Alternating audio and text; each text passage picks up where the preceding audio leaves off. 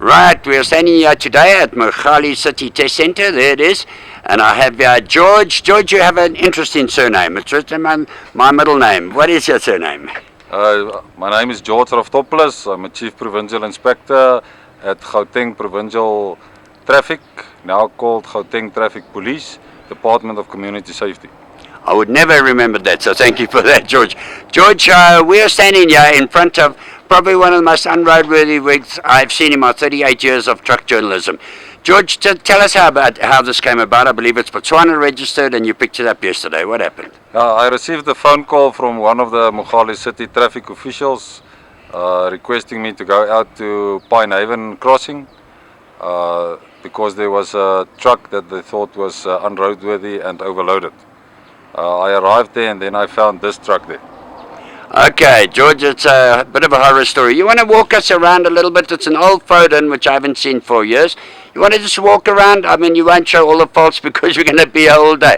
And just point out some of the things that make this truck unroadworthy. Yeah, sure, we can go. Should we go on the sunshine side? What we can, and then we'll go around that side. Firstly, there's cracks in the windscreens. The one crack is in front of the driver. Right. That causes a problem. The doors doesn't open from the outside. Okay. When we inspected the truck on the pits, we found the shackle bushes. It's not according to the National Road Traffic Act. Okay. You can look at the tires, for instance, here. How these tires are threaded. That's very bad there. Then you can look at the welding on the trailer itself. Okay, let's have a quick walk around here on the welding, and of course we see some welding there on the chassis, which makes it totally illegal, isn't it, George? Yeah, if there's any modifications on a chassis, it can only be done by a bodybuilder that is registered with the SABS. So that makes that illegal as well, and that looks like pretty new welds. No, definitely. I think let's look at this weld here. I mean, this whole thing is just welded together. This makes blow dry look stupid, doesn't it? Yeah, it seems that this whole trailer is welded just to keep it together. You can see all over, there's rods welded in, there's a rod here welded in. I mean, there's pieces of steel welded in here where it already cracked. Yeah, and there's holes in the trailer. Yeah, you can look here, the holes in the trailer that was fixed from the inside. I mean, there's this steel bar that's been welded in here.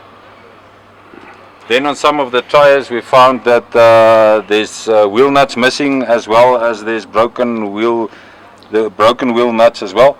If we look at this tire, I mean, you can look right through and you can see the steel inside. Yeah, and that's not only at one place, it's here as well, eh? Yeah. Let's try and get my shadow out the way. On this specific tire there's 3 places. You can look on the bubble here. I mean, that's also dangerous. Yeah, that just shows that there's a bad spot on the tire. So that's a burst point, eh? Yeah. You've got a super single here, which is not unusual, but very costly, because you've got different parts, you've got different spares, and I've seen that before. But yeah, we've got missing wheel nuts, yeah? There. Okay. And then let's walk around. Holes once again. Yeah. Let's just get a quick view of this from this side here, to show it from here. There we are, that's what it looks like from here. Okay, the back looks like a dog's breakfast as well. Yeah, you can see there's now the reflective tape at the back. That's compulsory. I mean, look at the condition it is. Yeah, and that's at the bottom there. And the bottom, that's not according to the National Road Traffic Act. And yeah, we have the pregnant trailer. It's bulging like anything. Yeah. Come on in, George. Yeah, you can see it was fixed from the inside. Seems they only welded plates in. Yeah, they welded a plate here from inside. Yeah. Yeah, okay, I see what you mean, yeah. And of course there's the load up there, hanging out, waiting to fall off into a car. I mean, it seems that this whole trailer is going to fall to the left. It's totally off balance. It's leaning over to the left a lot. I see this tire. You can see the springs as well. Look at the welding that happened there. Yo. And of course the slack adjusters at the back there, I hope it's focusing, are totally incorrectly set. And there was no braking on any of these 3 trailer axles. So they failed to brake it on all 3. Yeah, they didn't pass the specs.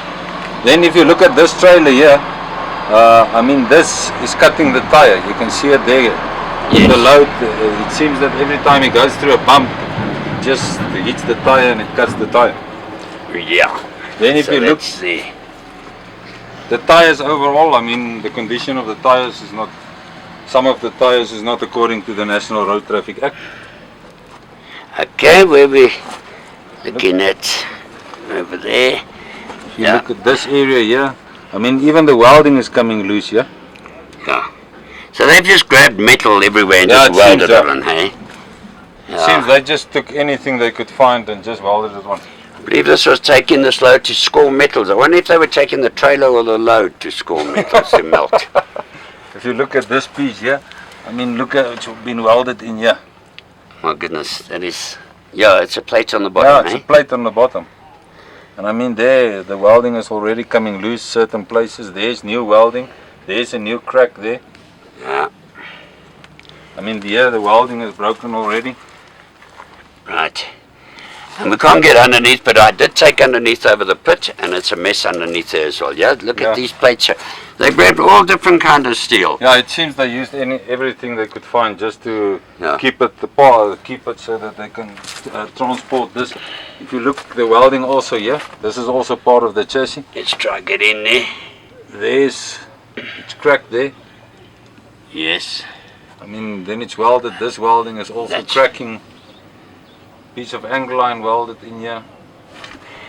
And of course, there's no landing leg on this side. Yeah, this side's landing leg is totally off, so I don't know how they unhooked this trailer.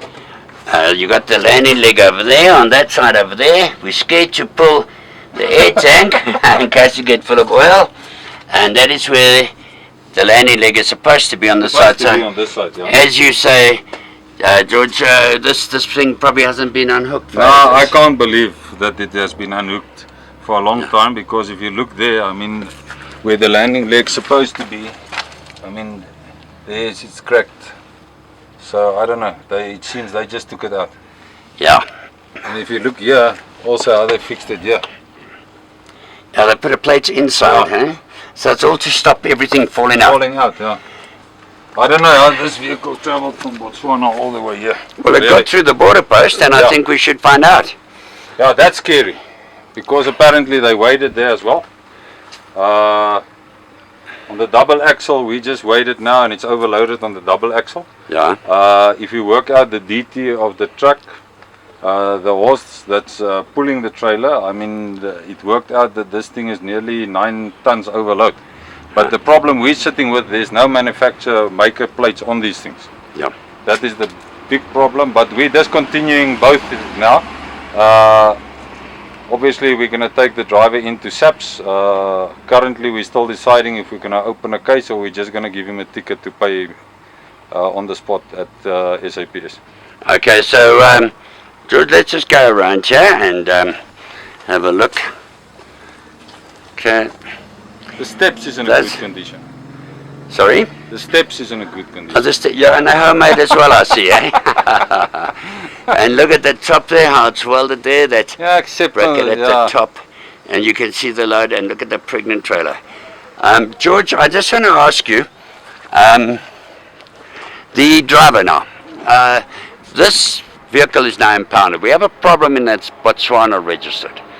What's the procedure? Okay, what we're going to do now is Mogale City is going to impound the vehicle because they're assisting us. Obviously, the owner will be able to come and collect the vehicle, but it will be with conditions that it must be towed away by a breakdown. So he won't be able to drive it away. So he tows us all the way back to Botswana. Yeah, if he prefers to do that, but then he needs to get a permit to go there or to travel on our roads. Or maybe he'll get somebody in Gauteng or in South Africa to fix it for him, yeah. Fix what? The truck. There's nothing to fix. You can't fix this. No, or just take it to a scrapyard and leave it there. Yeah. Yeah. Yeah, no, that's about it. That's about it. Because, I mean, he's trying to fix this. There's metal all over the place. You can't Yeah. weld this thing anymore. This thing is totally unroadworthy. I've never seen a vehicle like this. Never seen a trailer like this. And it can't be fixed. So, if it goes back to Botswana, this vehicle has never been seen on our roads again, must No, it? no, Yeah. no, no, no. Is No, there we any way don't of want doing that. that, George? I don't know, my problem is how did this vehicle first get through the border post? Yes. That is the problem. And I mean, remember one thing, it goes through Botswana and the South African border post. And it passed both those border posts in the condition it is. Remember one thing, those people are not examiners of vehicles. But at the end of the day, anyone can see that a vehicle is unroadworthy. Especially, we had civilian people stopping at Pinehaven yesterday. Says, but what's this crap doing on the road? That's civilian people that So the noticed civilians saw it, Yeah. so it's therefore, yeah. And of course, we've got cross-border road transport agency officials who do know trucks. No, obviously they do, yeah. He told me that there were guys who inspected this and they checked the lights and they let him go. No, but you can't just check the lights on this. I mean, you can see this is not, this is accident, this is waiting for an accident to happen. That's Yeah. it. And I mean, if this guy didn't, if the brakes failed down Pinehaven Snacks yesterday, I mean, that's a busy road. That's a busy crossing where a lot of trucks go through, and it could have caused the death of some people. George, let's bring us to the brakes. You put it on the brake roller tester. What are the results of that, just without Okay, being yeah, well, exact? I'm not gonna, all the axles we checked on the brake roller, I mean, none of them comply with the National Road Traffic Act specifications of the weight of the truck. Okay, so the brake failed totally. Yeah. Okay, we'll try to get some figures on that. George, thank you so much. And, you know, it shows that, you know, I believe you've also taken off 142 vehicles in the past 2 weeks. Not all trucks, of course. Is that correct, or somewhere around there? We took off 147 vehicles in 4 days. In 4 days? Only in the Krugersdorp area. Well, that is stunning. It means the Krugersdorp guys are doing their job. And, you know, we know that the image of the cops is not a good one. Bribery sitting under the trees, taking vibes and with a camera. But it's great to see that you guys are out there doing the job. That is what we need. You have huge support from our industry, the trucking industry of South Africa.